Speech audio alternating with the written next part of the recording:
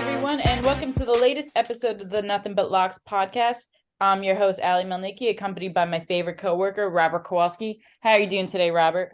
How are you doing? Just excellent. Thanks so much. Can't wait to see what you've got to say here about the AFC and NFC conference championships. Yeah, and real quick, because we didn't get to do an episode earlier in the week, I was traveling from the West Coast to the East Coast. I'll be on the East Coast for 2 weeks, and we didn't get to lament about the New York Giants. So I'll do a quick brief I guess you could say postmortem on them, on their season, and I'll allow you to speak for a few minutes, Robert, and then we'll get right into the picks. But I thought coming out in the game, I said on this podcast last week that if the Giants want to win, they need to score first. They need to get the ball first. They need to get on the board first, because if they allow the Eagles to score first, they're not going to win, and they're not going to come from behind like they did with the Vikings. From the very first drive where the Eagles just marched down the field and scored, I had no issues with Jalen Hurts because I felt like he didn't have to do much in the game. Once I saw Miles Sanders and Kenneth Gainwell running all over the defense, I knew the game was done. The Giants just look completely unprepared, both on the coaching staff and on the team. Our offensive line had their worst showing all year, and it's a shame because a week prior they had their best showing against the Vikings. I think it's evident we need to totally make over the linebacking core. They just did nothing against the run. We also need to beef up our secondary through whether it's the draft or free agency.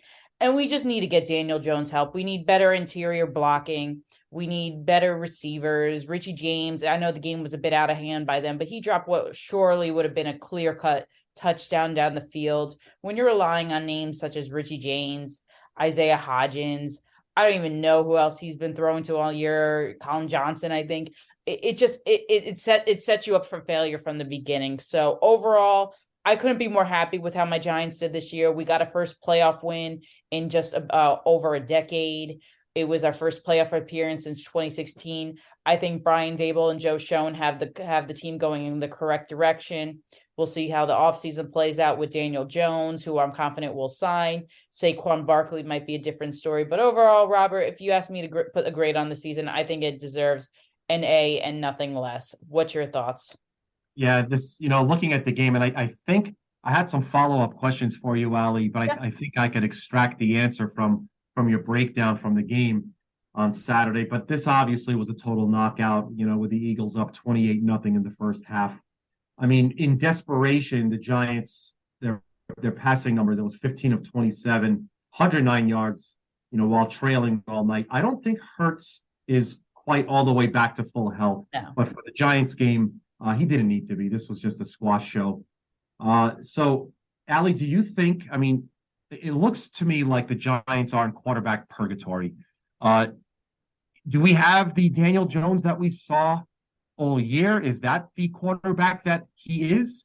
Or when playing against playoff, slash championship caliber, is he what we saw against the Eagles? Sign, or possibly are we looking at maybe letting Daniel Jones go here?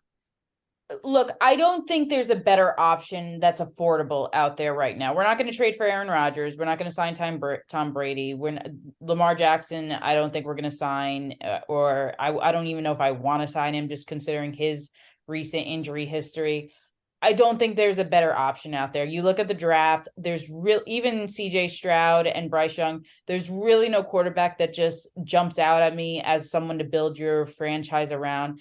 I think Daniel Jones played well enough this year, considering the circumstances, considering he had next to no wide receivers. He had a very poor offensive line most of the year.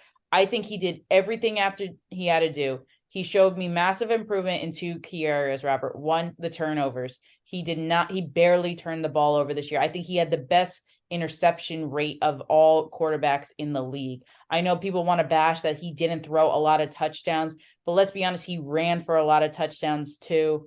He was just faced with wide receivers that really just didn't know how to separate themselves. He didn't have a deep threat. Kenny Golladay, what, he played 5 snaps all year. I really think if you gave him Jalen Hurts' offensive line with the Eagles, I can just imagine what Daniel Jones would be able to do. I've seen what he can do when he gets good blocks, and you saw that in the Colts game, and you saw that in the Vikings game times two. So I am confident enough that Daniel Jones is going to continue to improve. I want to see him have a legitimate number one receiver. I want to see him have a very improved interior offensive line. So I'm willing to give Daniel Jones probably 2 years won't cut it, a 3-year contract. I think that will make him happy. I don't think there's another team in the league that's going to give him a crazy contract. I think his value still stays with us. So yes, I would sign Daniel Jones to a short-term contract. How about you? Yeah, for short term, I'll agree with you. I don't like anything that's out there. It's not a fit for the team. And I actually really enjoyed the dynamic that we saw from Daniel Jones pretty much from the midway point on. And I think that's the real quarterback that he is, Yeah. not what we saw against the Eagles. We are several strides away from where the Eagles are right now, just from an offensive and defensive perspective. They had five absolute just bulldozers on the line, Yep. and there was nothing that could be. They were just getting blown up nonstop, and so that's obviously going to be something where the blocks just have to keep coming. And one season or another, we're going to be able to have an offensive line that's uh, as good as championship caliber as the Eagles are. So I'll agree with you as well, Ali. Daniel Jones definitely should go ahead and get as good an extension as we can offer him without making it look too silly. And then real quick before we move on, Robert, because with Daniel Jones comes also Saquon Barkley, who is going into free agency. The Giants have the option to put the franchise tag on him. I'll let you answer this one first. What should the Giants do with Saquon? Thanks. Yeah, I could tell you right now, and it might come a little jarring, being what we just said about Daniel Jones. I am okay with Saquon Barkley walking. I hope he gets I the agree. best contract he can, and we'll be able to find a pretty valid running back that can fit the mold of the game plan that we have right now. I don't think that uh, it's going to be hard to find, number one. And actually, I think that if we could find a running back that can maybe be more um, showing offensive tendencies, from being split wide or being able to handle more receptions than handoffs. I think that might be the next step that the Giants need to grow and become a contender to win the NFC Championship. And you look at some of the top running backs in this league. Look at just last year. Jonathan Taylor didn't make the playoffs. Derrick Henry, they were a one and out. I think you can get away with not having a running back. And I was on the Back Your Play podcast with Rich Q earlier in the day today, and we kind of had the same observance as you, Robert. If Saquon walks, I am totally fine with it. This is a guy that's been in the league 5 years now. He's been injured 3 of the 5 years. A running back's shelf life is very short compared to the other positions, because there was even talk at the end of the year that Saquon was getting too big of a workload. If you look at his numbers from the beginning of the half compared to the second half, he really took a dip, and that's when Daniel Jones actually did excel, when Saquon started taking a dip. If you look at when we won our other Super Bowls, we didn't have that top running back in the league. I mean, we had a Brandon Jacobs, we had a Bradshaw, we had guys that you could just make a duo and go together. I am 100% fine with letting Saquon go. I think he's going to command top dollar, even though he says he wants to be with the Giants and he's willing to take a pay cut. I just don't know if I trust his injury history. If we put the franchise tag on him, I wouldn't be upset, but I agree with you. I think Saquon should just walk. All right. Well, that is our little Giants recap. Sorry if we took up people that weren't New York Giants time, but we will get right straight to the picks. I just need to get that off my system. And I probably still need to get the Giants loss off my system for the next week. But anyway, let's go straight to the games, Robert. And we'll start with the first game on Sunday, and that is the Eagles and the 49ers. We are looking at the Eagles, who obviously just blew out the Giants. Niners struggled a little bit against the Cowboys. Nevertheless, they covered. They're still a covering machine under Brock Purdy. I believe they're up to the 9th win in a row with him. I'm not quite sure. But Robert, what are we looking at for the odds here? So I am an anomaly. So I'll get to my number in a moment, but the market price typically opened up the Eagles as a 1.5 point favorite over the 49ers. climbed to 2 and 2.5. Some 2.5 with the extra juice in some places here in Nevada. Total really hasn't moved much. 45.5 up to 46.5, and that's pretty much a good number everywhere. Again, Boca Baldini's here in Reno is a very short drive from the Bay Area, so you could probably imagine the influence that we have on our betting lines. We're the only two right now anywhere in the state, and that's probably not going to move because just the ticket count and the dollars being bet on the 49ers just simply won't allow me to. So 2.5 pretty much everywhere, except here at the Boca Baldini's where we're 2.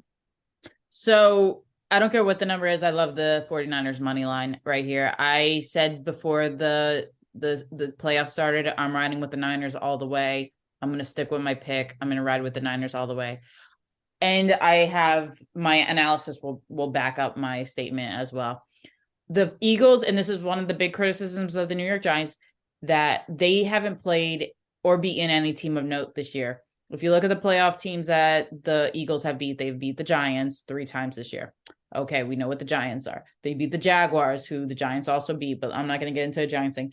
The Minnesota Vikings were the other playoff team the Eagles beat in week 2, blew them out. We know what everyone's stance now is on the Vikings, that they had no defense, that they were overrated. The only other playoff team they have beaten besides that was the Dallas Cowboys, and that was when Dak Prescott was out and Cooper Rush was in. So the Eagles, to me, have not played a meaningful team all season that is of note. They haven't played a team like the Chiefs. They haven't played a team like the Bengals. And they certainly haven't played a team like the San Francisco 49ers that has the number 1 run defense again in the league and the number 1 pass defense in the league. I think that people underestimate how good the Niners team is on defense, and they overestimate how good the Eagles offense is, really just tearing it up against poor defensive teams all season. I love San Francisco here. One of my big prop bets, I'm taking the over for Jalen Hurts interceptions. I believe it's at 0.5 right now. I think they're going to rattle Hurts. I think they're going to start driving him out of the pocket. That's a brutal front 7 behind behind Nick Bosa with the San Francisco 49ers. I think they're going to cause him to make mistakes. They're going to cause him to make turnovers. So for that point alone, Robert, I am rolling with the 49ers. It'll be the defense that wins them the game. It's going to be similar to the Cowboys, very low scoring, and I am backing the Niners in this one. How about you?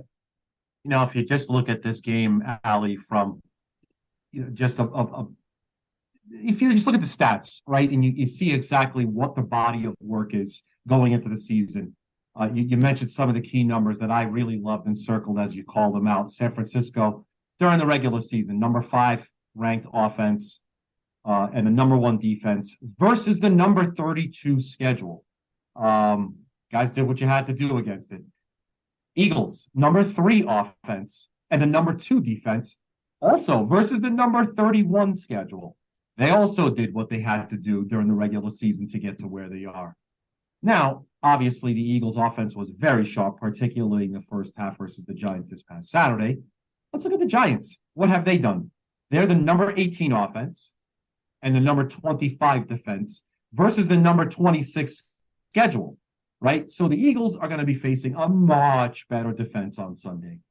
I'd like to hear more of what you just said across the atmosphere of where I'm seeing people talk about games coming up this weekend instead of, boy, wow, the Eagles sure did look better than San Francisco this week. That's really not the point. I have the Niners taking care of business here on the road, Allie. I'm alongside with you. And, the plus 2.5 definitely is a nice little thing to have in your pocket. But I really think that the NFC is going to be represented by the 49ers in the Super Bowl. This is how I see the 49ers game plan panning out, and if they want to be successful. If you remember, Robert, last year in the wild card round, now Jimmy G was the quarterback back then, but they opened on the road. They were road dogs against the Dallas Cowboys, who had a top 3 defense last year as well.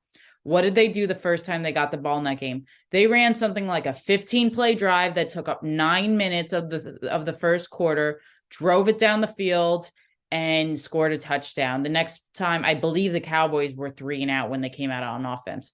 I can see the 49ers executing the same kind of game plan. I know Christian McCaffrey's a little banged up, but I think the X factor in this game for the San Francisco offense isn't Brock Purdy, isn't Christian McCaffrey, but it's Deebo Samuel.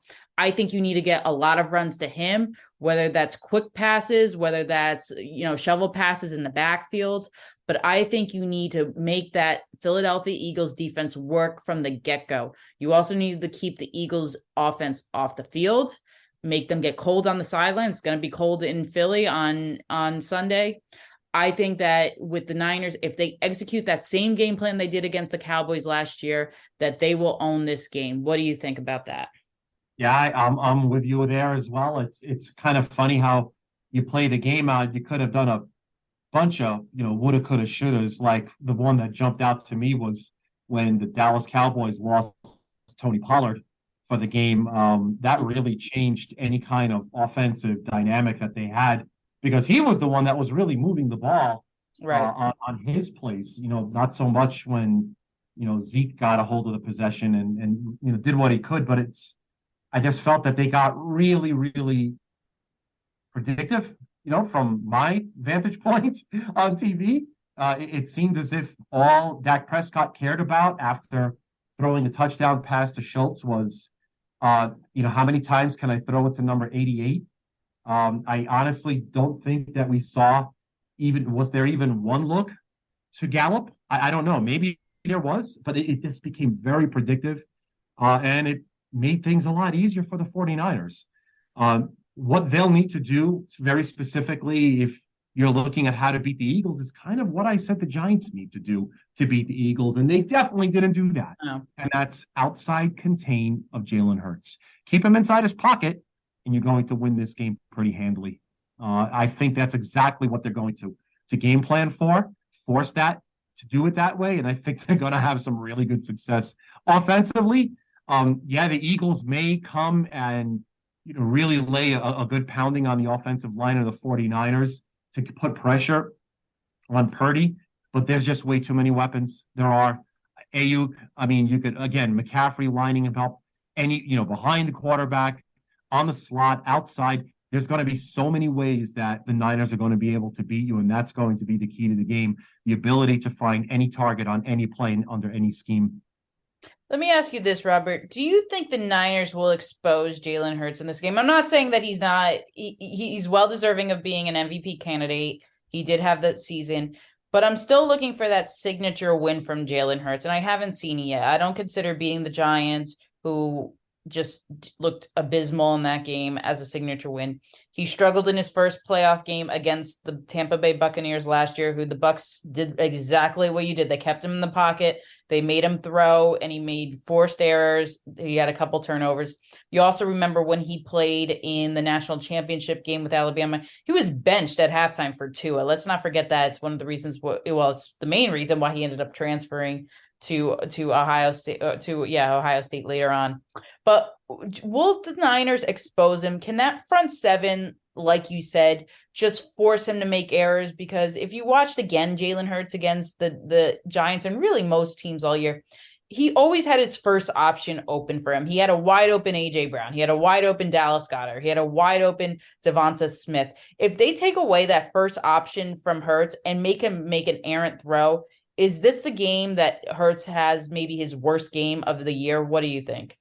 Putting it shortly, I think that exactly is going to be the game plan. And yeah, Ali, I suppose if we want to talk about, how do we find a way to expose Jalen Hurts? I think that's exactly it, to stymie the Eagles' game plan, and to have them being forced into plays rather than playing the game card that they want. That would probably, in my eyes, say, yeah, this is definitely how the Eagles got beat, and here's how to solve this team that won 14 games in the regular season.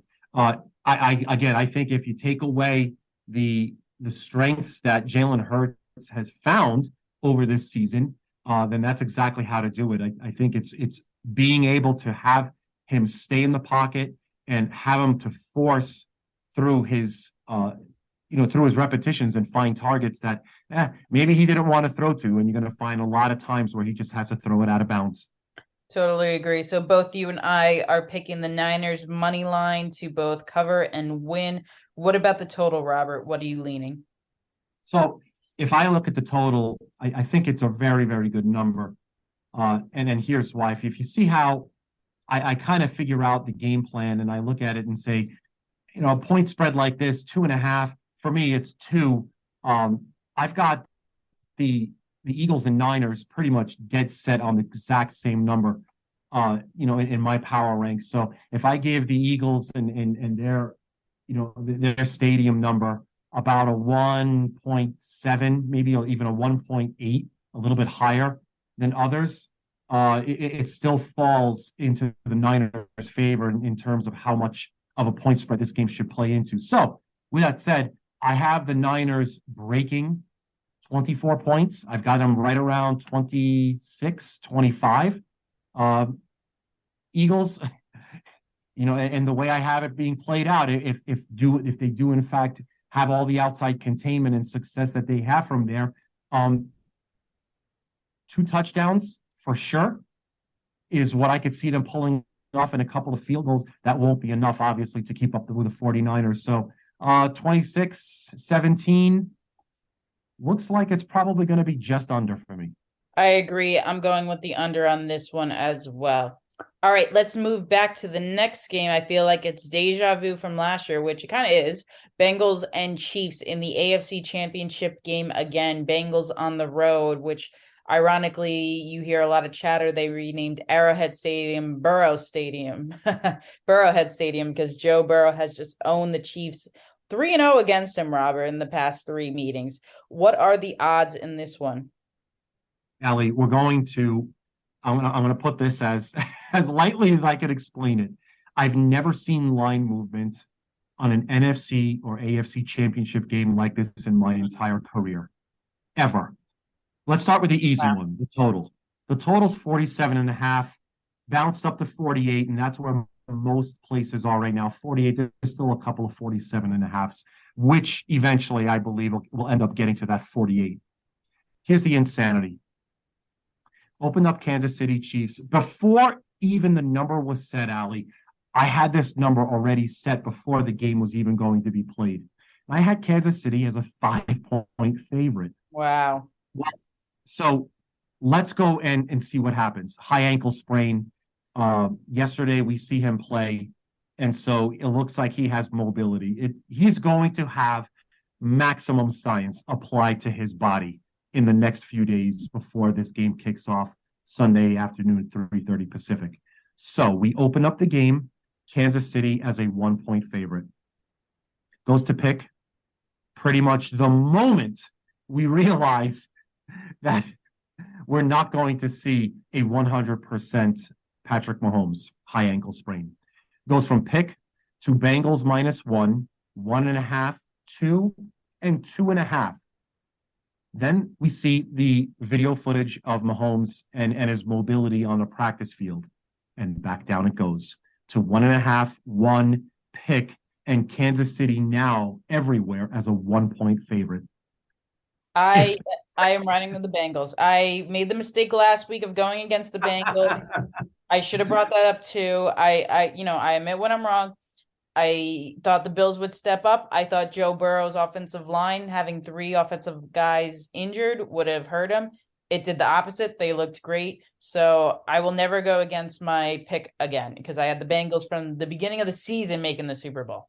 I love the Bengals here. It doesn't matter if it's 1, 1.5, 2, 2.5. I think the Bengals win by a field goal or more.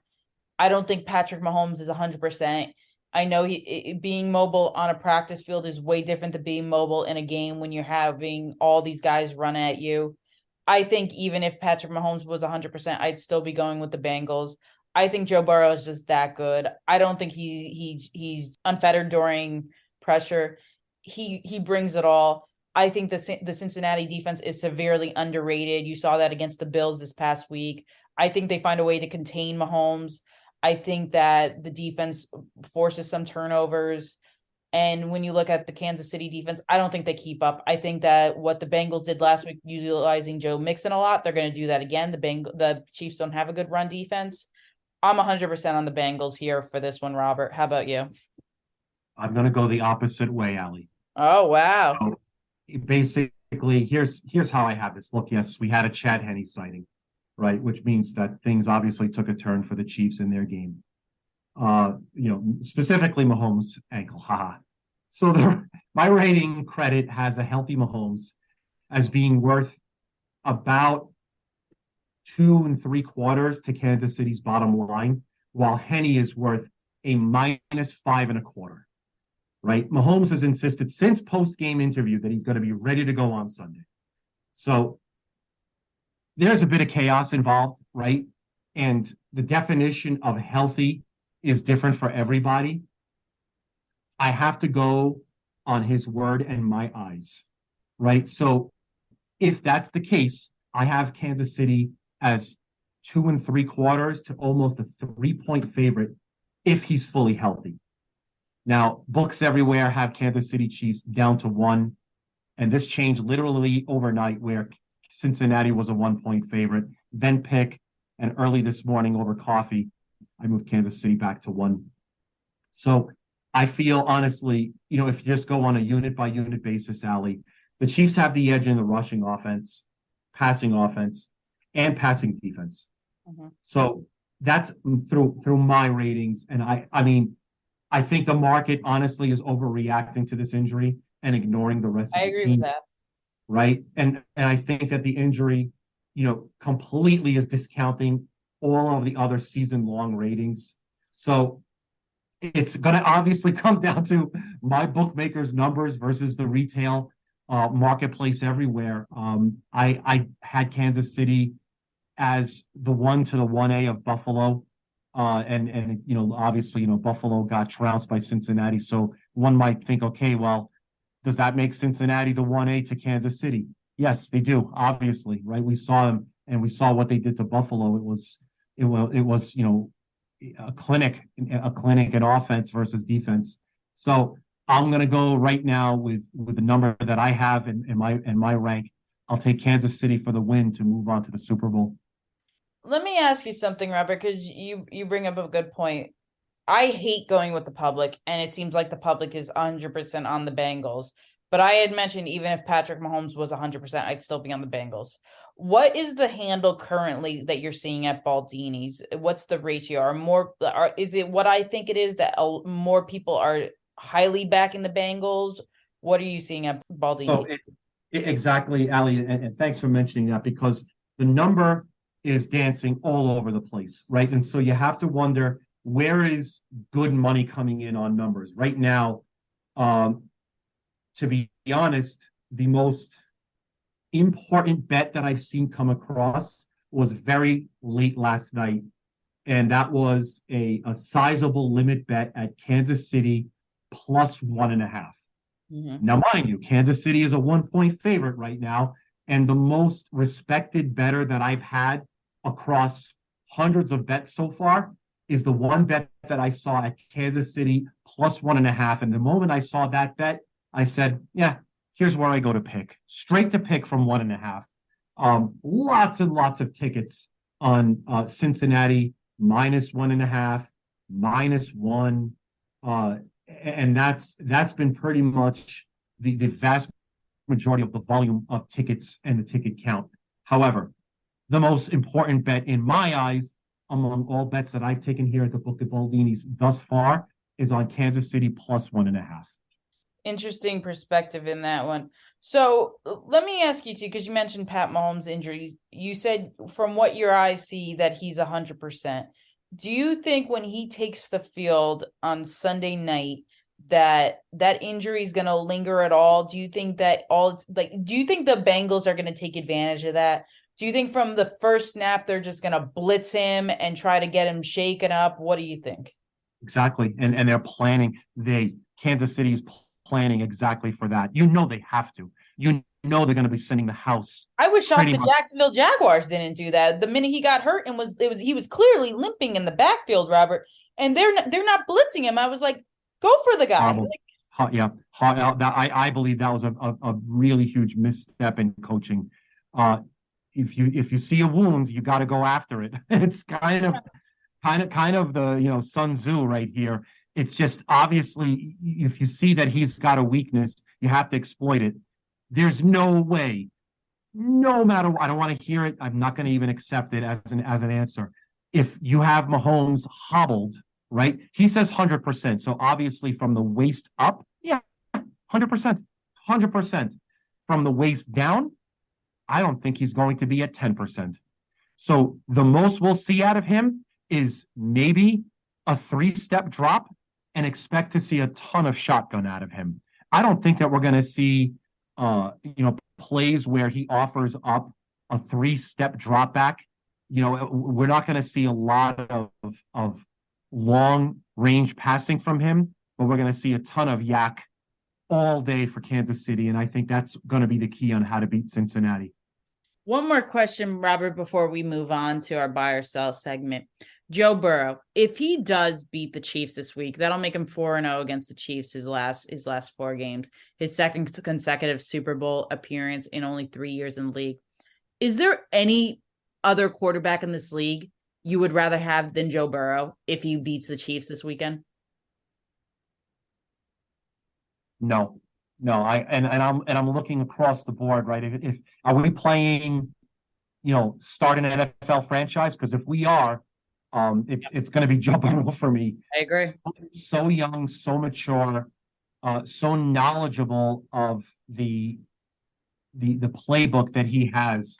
Now, I really hope that Cincinnati, and this is the beauty of the NFL, right? It's probably the league that has the most parity of all four team sport leagues, out there, and that's what makes the NFL so fantastic that you could see any team put it together and make their way into championship caliber. How many years have the Bengals just been right completely downtrodden before the arrival of Burrow and then Chase and all the other pieces? So I honestly hope that we see him there forever. I hope we see the coaching staff there forever. And I hope that they keep building on it because it's a great story.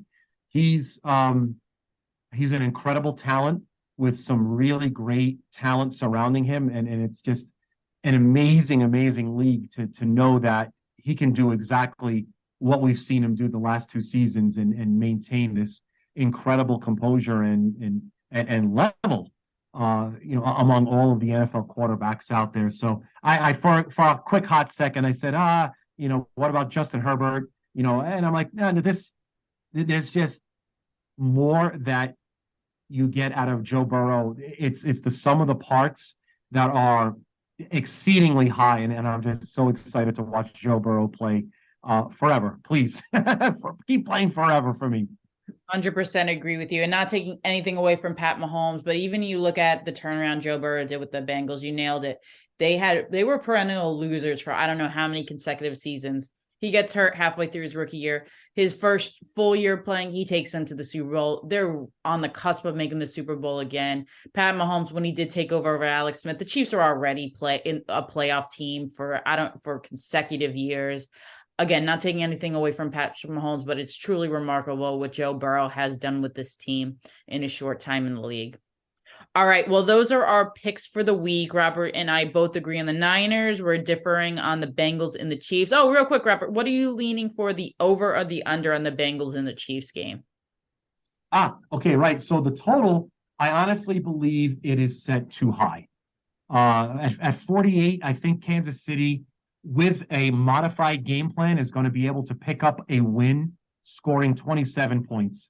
So 27, I probably think Cincinnati finishes somewhere around maybe, I'm thinking 19 to 22, 23. We're going to see some chicanery and absolutely some madness when it comes to the playbook. Expect some 2-point conversions to knock the prime numbers out of whack. So I think the game does go under the total, which is odd thinking, it's Kansas City. It goes over. Of course it does.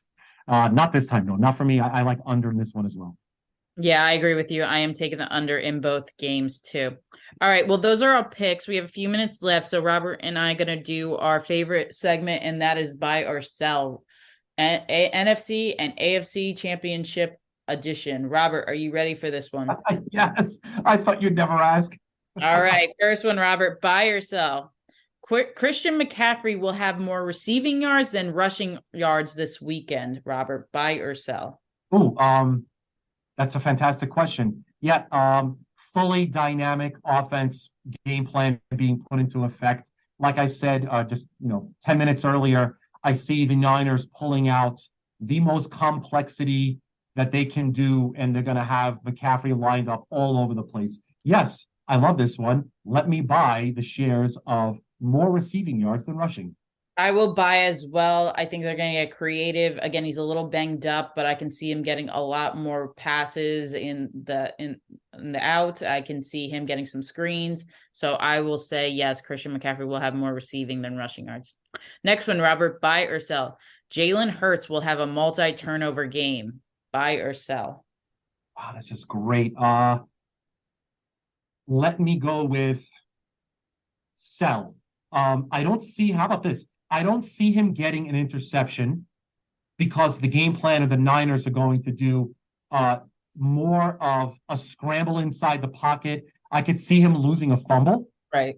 in an attempt to scramble out of the pocket. I'm going to keep it at one. So I'm going to go under 1.5. I will sell multi-turnover day for Jalen Hurts. I will go the opposite. I will buy. I do think he gets a fumble. He did fumble against the Giants, but they managed to recover it. I think he gets a strip sack again, and I do actually think he throws a turnover in this game. I told you a prop bet I like is the over on his interception Yes. rate. So I will buy. All right, next one, Robert. Buy or sell? Brock Purdy and George Kittle will connect for a touchdown this Sunday. Yes.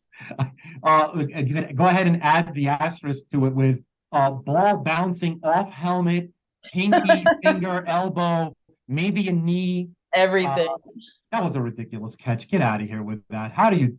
These people are just absolute superhumans. Every one of you, all of you. I love you, NFL. Yes, buying George Kittle, Brock Purdy connecting for a touchdown, please. 100% agree with you right there. All right, buy or sell, Robert? Chad Henne will enter the game at some point for the Chiefs on Sunday. Wow. Yeah, I just did say expect some 2-point conversions and some skullduggery happening during the Bengals and Chiefs. Excellent point. This is one of those games where if you could find a book offering the prop total number of quarterbacks to attempt a throw, this might be one of them. Yeah. Buying Chad Henne entering the game at some point for the Chiefs. Give me Chad. I'm buying. I agree with you as well. All right, final one, Robert. Buy or sell? I think I know your answer to this, but I want to put it out there. Okay. Buy or sell? Joe Burrow will be smoking a victory cigar at the end of the day on Sunday. Oh, poor Joe. I'm so sorry, my friend. I'll give you the cigar, but you're gonna have to smoke it in sadness. I Uh, will, I will sell Joe Burrow selling that no cigar victory for you at the end of the day. I still love you, Joe. You are an incredible talent, as you all are in the NFL. Everyone's a winner. Why am I so happy today? today we got basketball going on. I watched the Xavier UConn game last night. That one came down to the wire. So Yes. we got football coming Sunday. So it's a good time. All right, everyone. Oh, and I am buying that one. I said I like the Bengals this week. I think Joe Burrow will be lighting up that cigar this weekend. All right, well, that is all the time we have before we sign off. Robert, any last thoughts or advice for the audience? Yeah, hey, let's give the listener a little taste of what might be to come. How about let's do a really quick preview of some potential matchups for our Super Bowl, Allie. Yeah, What let's do line that. what line do you think we should make Cincinnati versus Philly? Ooh, I still think Cincinnati's getting disrespected. I would say Philly -2. Okay, I'm gonna go the other way. I'm gonna go if they make it this far, then they truly are the best. I'm gonna go Bengals -1. Oh, Next. wow. Okay. Yeah. Next, how about Bengals and 49ers? Ooh. Well, Niners have been there recently. I don't they will be on the West Coast. The game's in Arizona. I would say pick them. Yep, me too. Because I like the Niners better than the Eagles here. I go pick them here as well.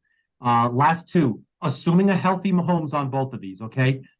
Kansas City and Philadelphia.